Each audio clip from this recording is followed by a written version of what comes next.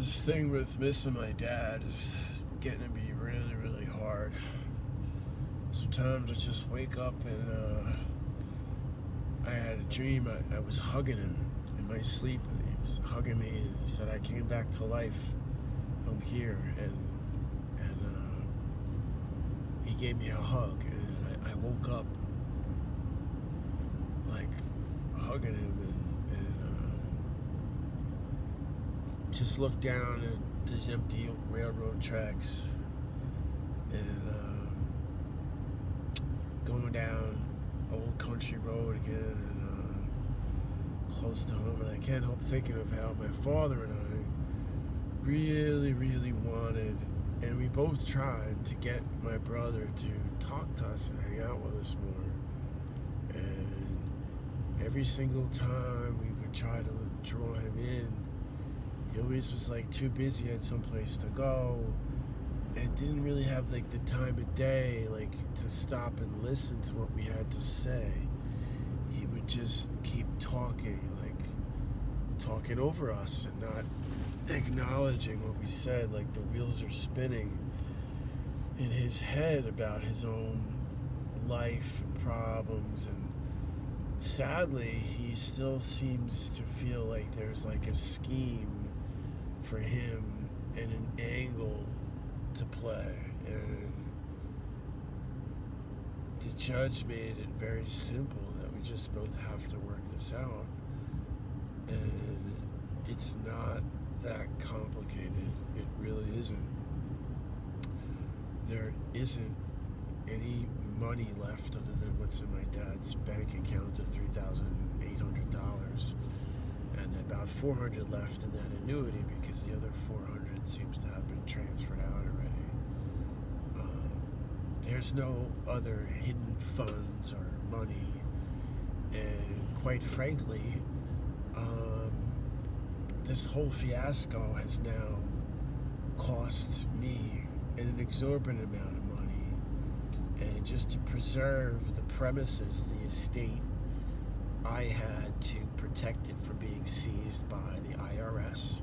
So I had to pay my dad's debt to the IRS and the mortgage and everything else.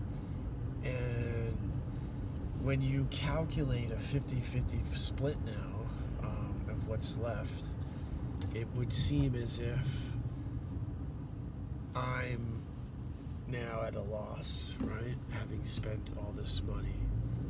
And my brother's stuff remains in the house, in storage, as well as on the outside of the house, on the property. And he said he was going to come and get his stuff, so the judge says, "Do it this afternoon," and he didn't do it. And it's been over a week. And I can't help but think of how hard it was for my father and I just to talk to him. And you'd think that most people would just pick up the phone and say, "Okay, let's just have a conversation, talk about this, meet me at the diner," and be reasonable and rational. But he's not. It's like he doesn't seem to put others, the consideration of the other person, into his crosshairs, in his line of sight, and how he's causing me an inconvenience and a further financial burden. And at this point, once I have the proper documentation, I will have those papers served to him. And whether or not he chooses to sign them or ignore them or meet with me and discuss the terms at which he's willing to come to an agreement, the court will ultimately decide that he has absolutely nothing. And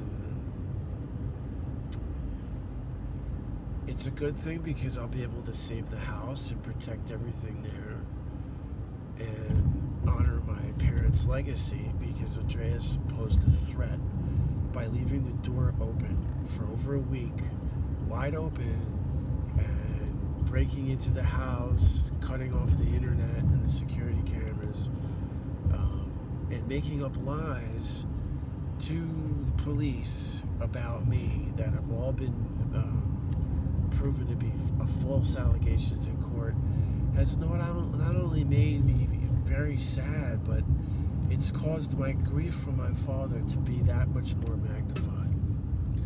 I really miss hanging out with my dad, and he wanted nothing more than for my brother and I to get along and be friends, and it made him happy to see the two of us interact. But my brother's always been so unhappy for so long that it's just like hard to say to myself, okay, well, you know,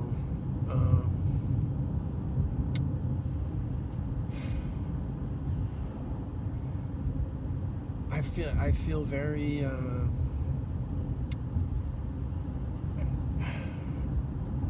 I would like to have a relationship with my brother. I would like to see us prosper.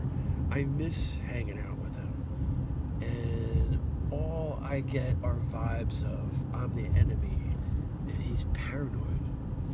I get this vibe of hate, and it's just ill. It's sickness that's pervasive into his entire entity, that he doesn't even realize what he's doing.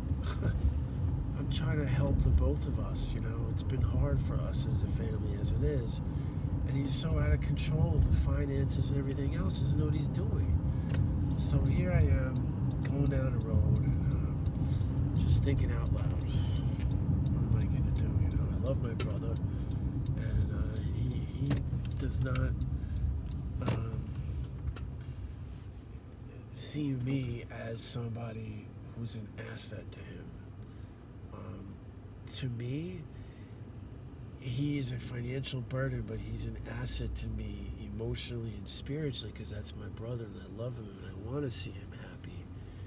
My brother has not matured into an adult and remains an adolescent, holding on to this anger and resentment towards my father and I. Fortunately, this is now out of my control. There's not much else I can do about it. And, you know, thank God I'm going to be able to save the house.